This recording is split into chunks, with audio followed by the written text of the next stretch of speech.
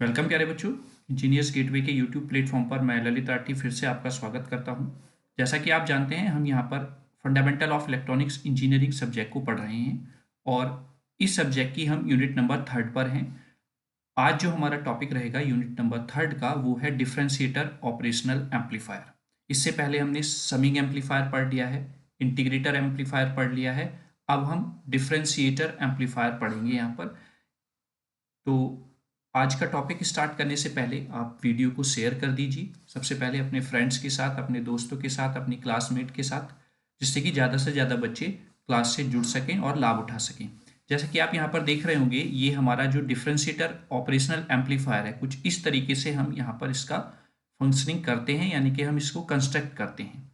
आपने अगर integrator operational amplifier वाला वीडियो देखा होगा, तो उसमें हम यहाँ पर क्या करते थे, इस कैपेसिटर की जगह पर आप एक रजिस्टर लगाते थे और इस कैपेसिटर को यहाँ पर फीडबैक की जगह पर लगा देते थे, तो वो आपका इंटीग्रेटर ऑपरेशनल एम्पलीफायर बन जाता था।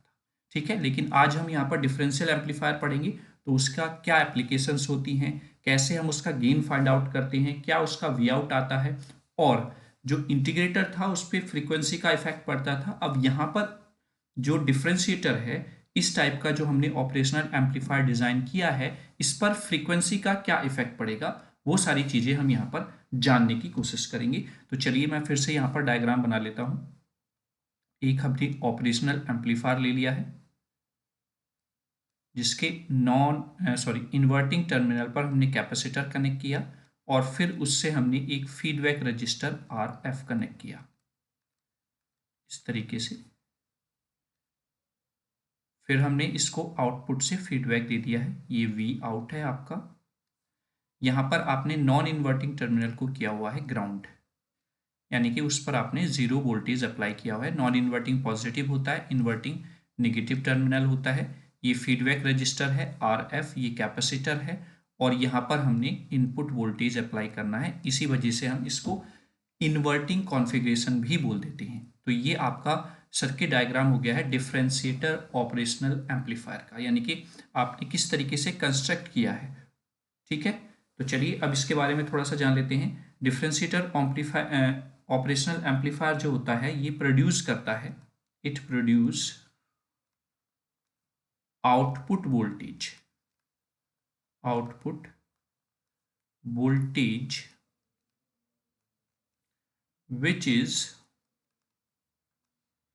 which is proportional, which is proportional to rate of change of applied voltage, rate of change of applied voltage। मतलब कहने का क्या है कि बेटा यहाँ पर हम डिफरेंशिएटर एम्पलीफायर पढ़ रहे हैं, तो डिफरेंशिएटर एम्पलीफायर में जो आउटपुट होगी, वो जो इनपुट पर हमने वोल्टेज अप्लाई की है, उस समय के साथ कितना चेंज हो रही है, उसके प्रोपोर्शनल होगा। ठीक है, कैसे? जैसे यहाँ पर हम लिखें V out equals to minus R F, feedback में आपने आर एफ रजिस्टर लगाया हुआ है, इनटू यहाँ पर क्या हो जाएगा, D V in upon D T into capacitor C की वैल्यू। ठीक है, क्लियर? क्यों? क्योंकि Q इक्वल्स टू क्या होता है, अगर मैं यहाँ पे बात करूँ, Q इक्वल्स टू, अगर आपने लास्ट का वीडियो देखा होगा तो हमने वहाँ पर भी ये डिस्कस किया था, Q equals to C V होता है।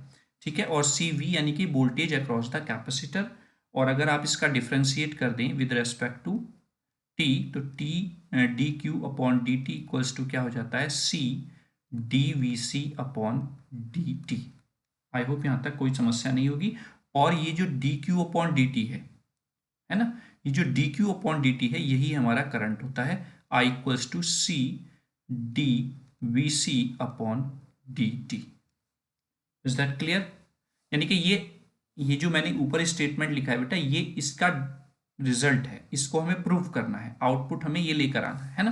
तो उसके लिए हमने क्या माना कि Q equals to C into V होता है, क्योंकि यहाँ पर इनपुट पे आपने कैपेसिटर अप्लाई किया हुआ है, तो कैपेसिटर इक्वल्स टू सी और उसके अक्रॉस कितना वोल्टेज है उसके इक्वल हो जाएगा। और अगर मैं इस चार्ज को with respect to T differentiate कर देता हूं तो D Q upon D T equals to C D V C upon D T आ जाएगा।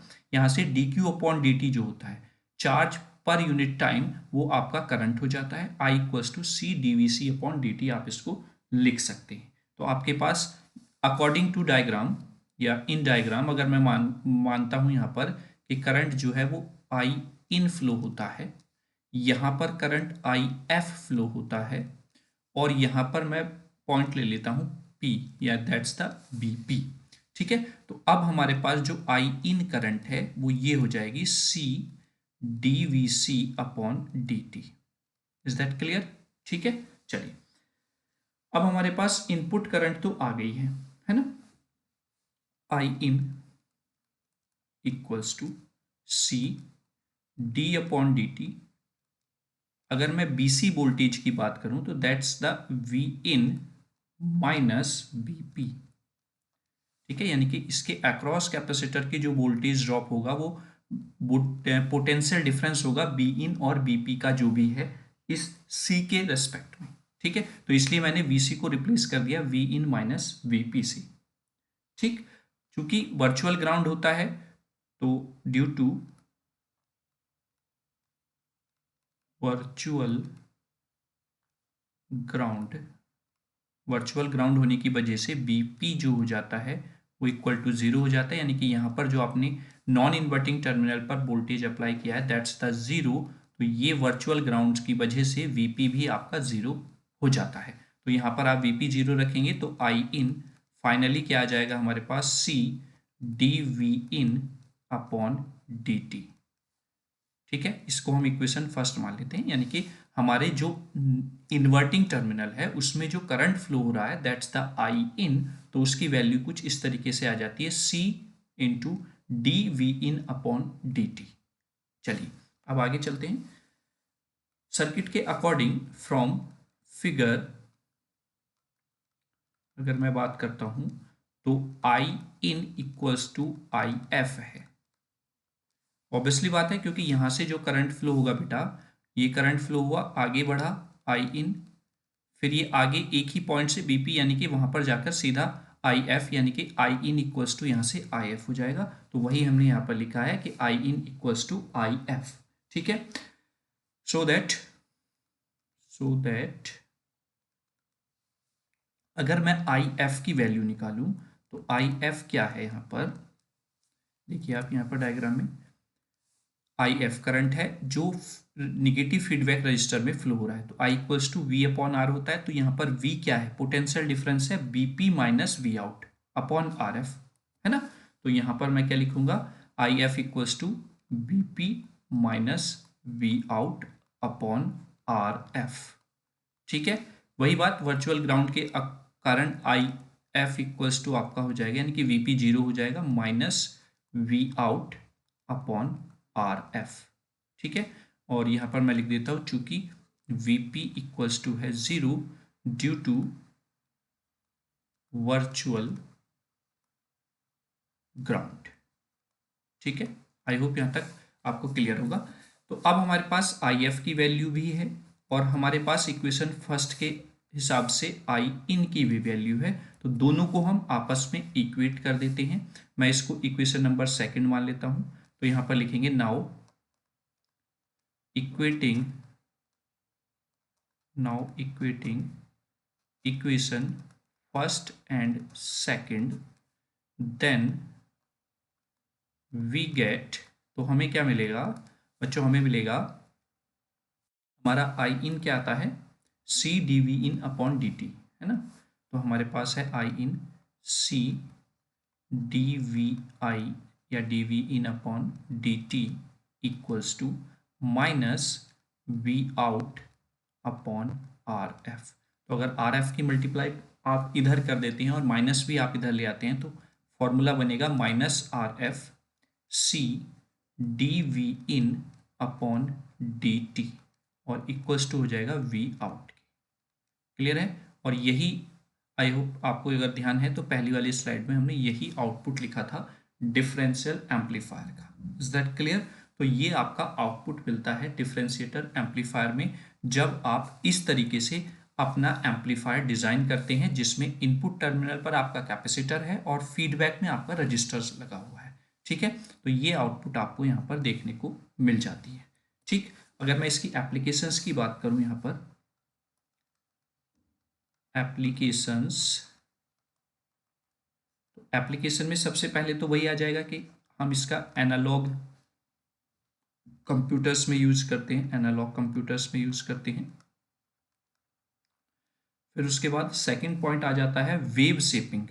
जैसे कि हम इंटीग्रेटर्स का भी यूज करते थे वेव शेपिंग सर्किट में, तो हम इसका भी यूज वेव शेपिंग सर्किट के लिए करते हैं। ठीक है, आगे जाके एंडिंग में मैं आपको बताऊंगा जब पूरा हम फ्रीक्वेंसी वाला कॉन्सेप्ट समझ लेंगे कि कैसे ये वेव शेपिंग में किस तरीके की वेव प्रोड्यूस करता है और यूज होता है फ्रीक्वेंसी मॉड्यूलेटर, फ्रीक्वेंसी मॉड्यूलेटर्स में as rate of change detector. ठीक है, तो ये कुछ एप्लीकेशंस हो जाती हैं हमारी differentiator type of operational amplifier. ठीक है, अब इसकी कुछ लिमिटेशंस हैं, लिमिटेशंस को यहाँ पर जानने की कोशिश करते हैं। लिखते हैं लिमिटेशंस, लिमिटेशंस को समझते हैं क्या है लिमिटेशंस। लिमिटेशंस में लिखेंगे, क्योंकि हमें पता है, क्योंकि यहाँ कैपेसिटर लगा हुआ है और हमें पता है कि we know that capacitance, reactive capacitance जो होता है एक्स सी इक्वल्स टू 1/ओमेगा सी, या फिर मैं अगर ओमेगा सी की बात करूँ यहाँ से तो 1/XC होगा, है ना, ऑब्वियसली बात है। तो यहाँ से हमें क्या पता चला बेटा, फ्रॉम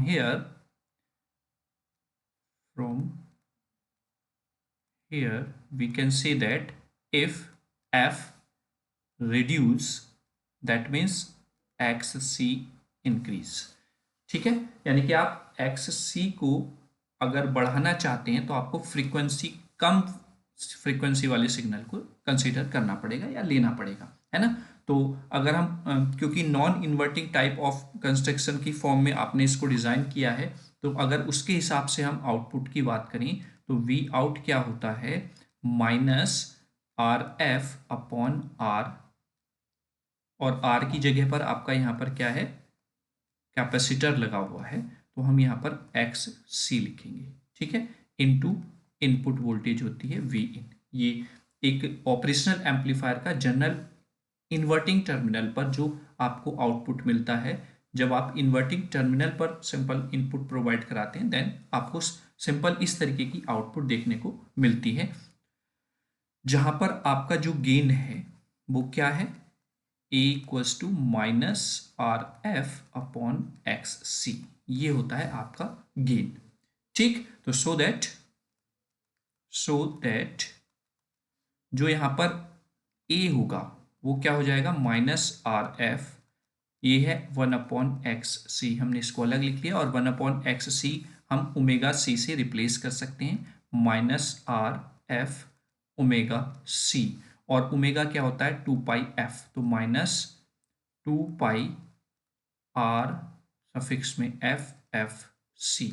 ठीक है, तो अब यहां से क्या पता चला, तो मैं अगर यहाँ पे लिख लूँ A equals to -2πRF frequency of the signal into C, तो ये गेन आ जाता है, और इस गेन से हमें क्या पता चल रहा है, if F goes high then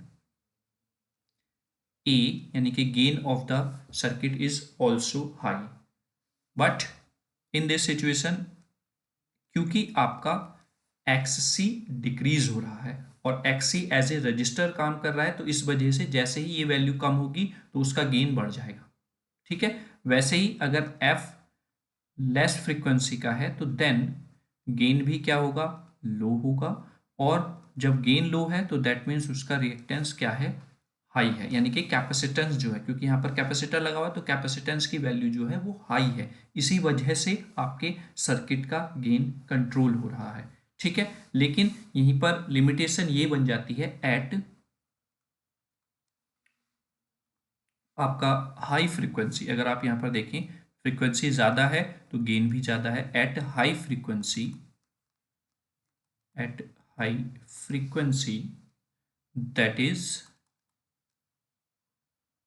A high. जब हाई फ्रीक्वेंसी है तो ए क्या होगा, हाई होगा। That means that means op-amp becomes unstable, becomes unstable, है ना, अनस्टेबल बिकॉज, शॉर्ट फॉर्म में लिख देता हूं मैं, बिकॉज प्रोवाइड हाई गेन, है ना, जैसा कि हम स्टार्टिंग से पढ़ते हुए आ रहे हैं, प्रोवाइड हाई गेन। हम स्टार्टिंग से क्या पढ़ते हुए आ रहे हैं बच्चों, हमने स्टार्टिंग में पढ़ा था कि जो ओपन लूप है ना, ओपन लूप ऑपरेशनल एम्पलीफायर होता है वो आपका बहुत ज़्यादा हाई गेन प्रोवाइड कराता है, लगभग 10⁵ से 10⁶ का, यानी कि आपके इनपुट सिग्नल को इतने टाइम्स बढ़ा देता है। तो उससे आपका ऑपरेशनल एम्पलीफायर जो है वो अनस्टेबल हो जाता है या आप उसको इजीली कंट्रोल नहीं कर पाते हैं। तो उसी चीज़ को ध्यान में रखते हुए ये डिफरेंट डिफरेंट टाइप के कंस्ट्रक्शन किए गए हैं ऑपरेशनल एम्पलीफायर में, जिससे कि हम उसके गेन को डिफरेंट डिफरेंट एप्लीकेशंस के हिसाब से कंट्रोल कर सकें और यूज़ कर सकें। ठीक है, तो इस लिमिटेशन को रिड्यूस करने के लिए due to that circuit becomes sensitive, circuit becomes sensitive to noise. मतलब कहने का क्या है कि अगर आपने हाई फ्रीक्वेंसी सिग्नल लिया है तो उसका गेन भी हाई हो जाएगा जब आप डिफरेंशिएटर सर्किट यूज़ कर रहे हैं, और जब हाई गेन हो गया तो वो नॉइस को भी तुरंत सेंस कर लेगा। और सेंस करने का मतलब ये कि सिग्नल के आउटपुट पर आपको नॉइस देखने को मिलेगी, क्योंकि वहाँ पर नॉइस को उसने सेंस कर लिया है, उसको भी कहीं ना कहीं वो एम्पलीफाई कर देगा। तो दैट मीन्स नॉइस dominated या dominates the input signal, dominate the input signal when amplify। जब हम एम्पलीफाई करते हैं सिग्नल को तो उस सिचुएशन में अगर आपके सिग्नल की फ्रीक्वेंसी हाई है तो उसका गेन भी बहुत ज़्यादा होगा, और जब गेन ज़्यादा होगा तो नॉइज़ जो है वो डोमिनेट कर जाएगी इनपुट सिग्नल से। ठीक है, तो ये एक लिमिटेशन हो जाती है हमारे इंटीग्रेटर सर्किट की। तो अगर मैं इसको ग्राफ से आपको समझाने की कोशिश करूं तो कुछ इस तरीके से यहाँ पर ग्राफ बनता है, लाइक दैट। ये एक सेकेंड, ये लाइन सीधी कर लेते हैं और इसको हटा देते हैं।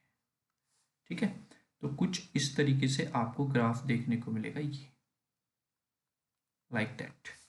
This is frequency and this is gain. जबकि आप इंटीग्रेटर में देखें बेटे तो इंटीग्रेटर में आपको इस तरीके से मिलता था इधर से, अगर आपने लास्ट वीडियो देखा होगा। यानी कि इंटीग्रेटर में क्या था, जब आप फ्रीक्वेंसी को घटाते थे तो गेन बढ़ता था, यहाँ पर जब फ्रीक्वेंसी को बढ़ा रहे हैं तब गेन बढ़ रहा है ना। तो ये आपका डिफरेंशिएटर टाइप हो जाएगा।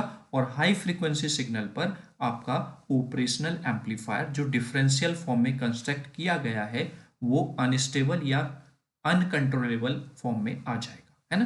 तो इस लिमिटेशन को रिड्यूस कर सकते हैं। टू रिड्यूस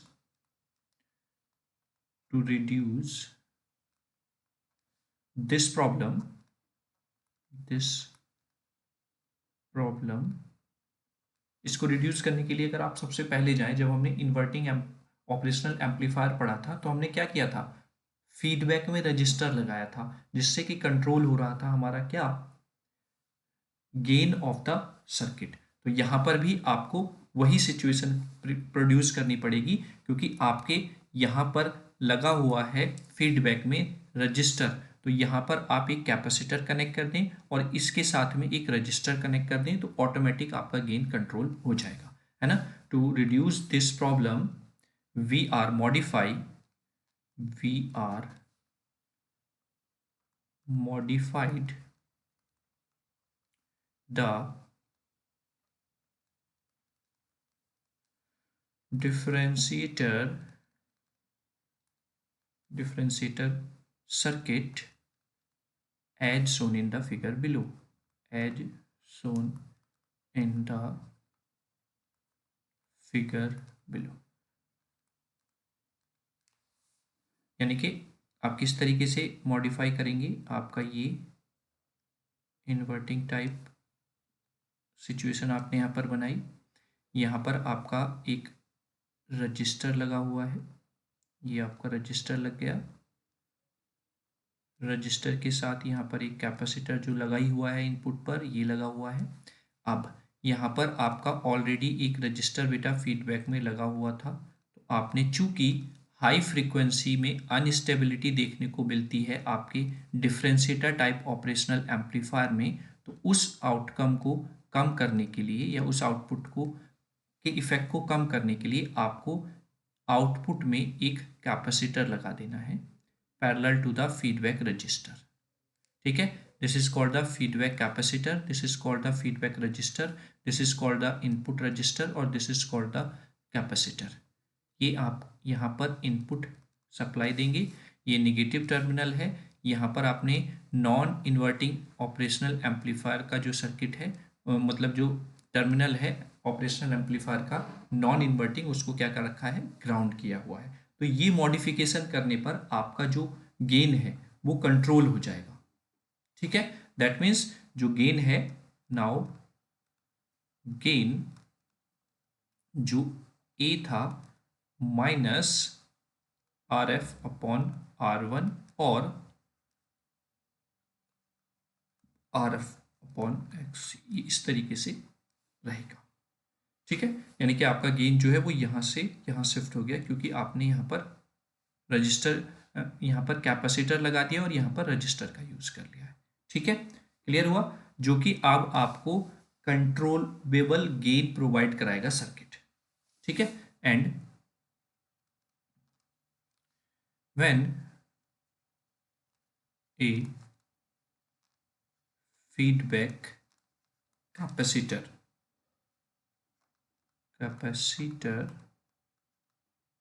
connected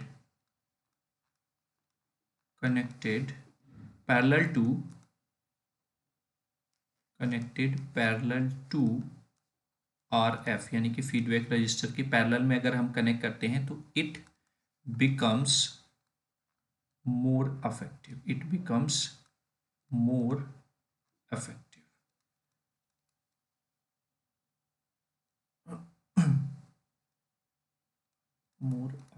ठीक है, मतलब इस कैपेसिटर का आप यूज कर भी सकते हैं, यानी कि अगर मैं इसको हटा दूं यहाँ से ये, तो भी कोई प्रॉब्लम नहीं है, लेकिन मोर इफेक्टिवनेस देने के लिए अपने सर्किट को आप इस कैपेसिटर को लगाएंगे अपने सर्किट में, और ज़्यादा इफेक्ट आपको देखने को मिलेगा यहाँ पर, यानी कि और ज़्यादा आउटपुट आपकी बेहतर मिलेगी यहाँ पर डिफरेंशिएटर एम्पलीफायर में। ठीक है, क्लियर हुआ।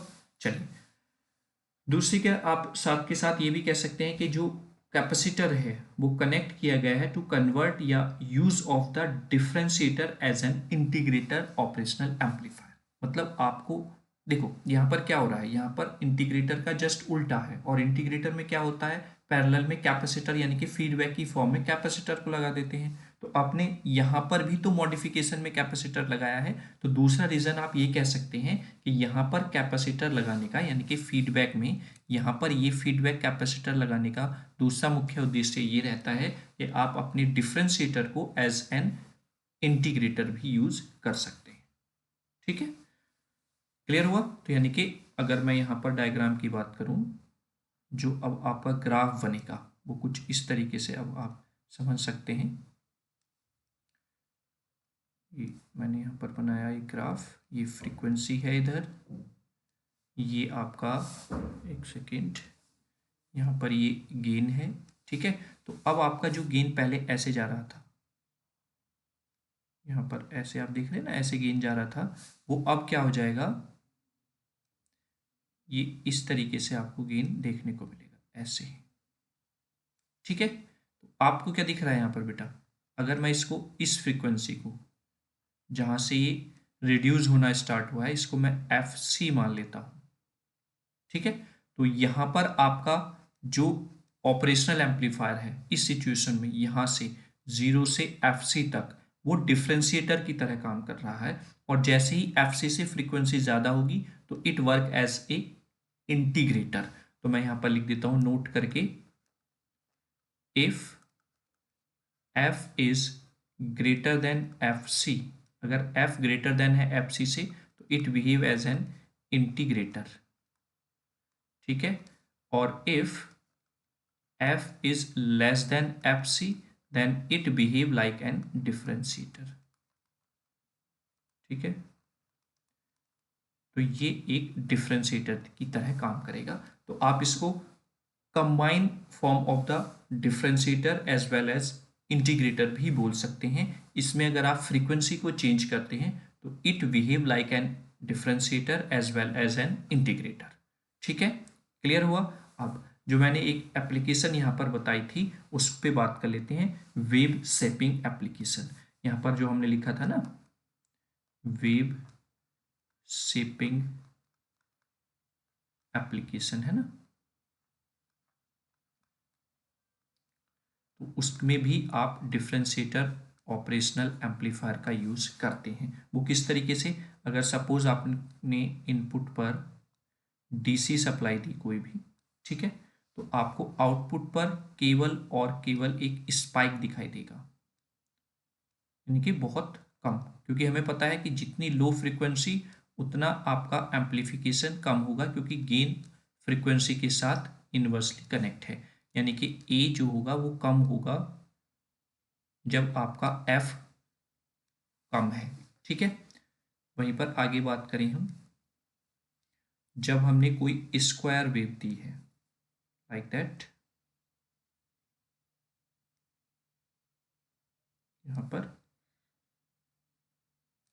तो यहाँ पर भी आपको कुछ स्पाइक्स ही देखने को मिलेंगे अलग अलग जगह पर, क्योंकि इन्वर्टिंग टर्मिनल है। तो इस तरीके से आपको सबसे पहली जो है वो इन्वर्ट होकर ही स्पाइक मिलेगा, फिर आपका नेक्स्ट पल्स के लिए स्पाइक देखने को मिलेगा, फिर आपका नेक्स्ट पल्स के लिए स्पाइक देखने को मिलेगा, ठीक है। तो कुछ इस तरीके से आपका सिनेरियो रहने वाला है, ठीक है ना। तो इस तरीके से आपकी वेव शेपिंग यहाँ पर होती हुई दिखाई देगी। और वहीं पर अगर मैं दूसरी तरफ जो हमारा जाना माना सिग्नल होता है साइन वेव, उसकी बात करता हूँ, तो साइन का जो डिफ्रेंसिएशन होता है वो क्या होता है बेटा, कॉस होता है, और यहाँ पर इन्वर्टिंग टर्मिनल है तो दैट मीन्स आपको ये इन्वर्टिंग टर्मिनल पर देखने को मिल जाएगा, ठीक है। कुछ इस तरीके से आपको वेव दिखाई देगी एट आउटपुट। तो ये क्या हो रही है, वेव शेपिंग हो रही है, ये इनपुट टर्मिनल है और ये आउटपुट टर्मिनल है। क्लियर हुआ। तो वेव शेपिंग प्रॉपर्टी भी आपको क्लियर हो गई होगी। आई होप यहाँ पर आपको कोई भी प्रॉब्लम नहीं हुई होगी डिफरेंशिएटर एम्पलीफायर में, कि डिफरेंशिएटर एम्पलीफायर की आउटपुट क्या होती है, कैसे हम इसको कंस्ट्रक्ट करते हैं, फिर इसकी एप्लीकेशंस क्या हैं, लिमिटेशंस क्या हैं, और जो लिमिटेशन है उसको हम कैसे रिजॉल्व कर सकते हैं, ठीक है। तो आई होप आपको सारी चीज़ें बहुत अच्छे से क्लियर हुई होंगी। तो आज का सेशन आपको कैसा लगा उसके लिए आप कमेंट बॉक्स में एक प्यारा सा कमेंट जरूर करेंगे, ठीक है। और लास्ट तक बने रहने के लिए आपका धन्यवाद, और साथ ही साथ आपको जाते जाते अपने फ्रेंड्स के साथ, अपने क्लासमेट के साथ चैनल को शेयर भी कर देना है, जिससे कि सभी बच्चे लाभ उठा सकें, ठीक है। तो लगभग ऑलमोस्ट इस यूनिट का जो पार्ट था वो ख़त्म हो चुका है। अब जो न्यूमेरिकल वाला पोर्शन है वही बचता है। तो जितने भी टाइप के आपसे न्यूमेरिकल, या जिस टाइप के न्यूमेरिकल यूनिवर्सिटी ने लास्ट ईयर एग्जाम्स में ऑपरेशनल एम्पलीफायर से पूछे हैं उनको मैं कराऊंगा एक वीडियो में, और आपकी ये यूनिट भी कंप्लीट हो जाएगी, और इसी के साथ फिर आपका पूरा सिलेबस ख़त्म हो जाएगा फंडामेंटल ऑफ इलेक्ट्रॉनिक्स इंजीनियरिंग का। पाँचों की पाँचों यूनिट अवेलेबल रहेंगी हमारे यूट्यूब चैनल पर, ठीक है। तो चलिए अब मिलेंगे नेक्स्ट वीडियो के साथ। जय हिंद, जय भारत।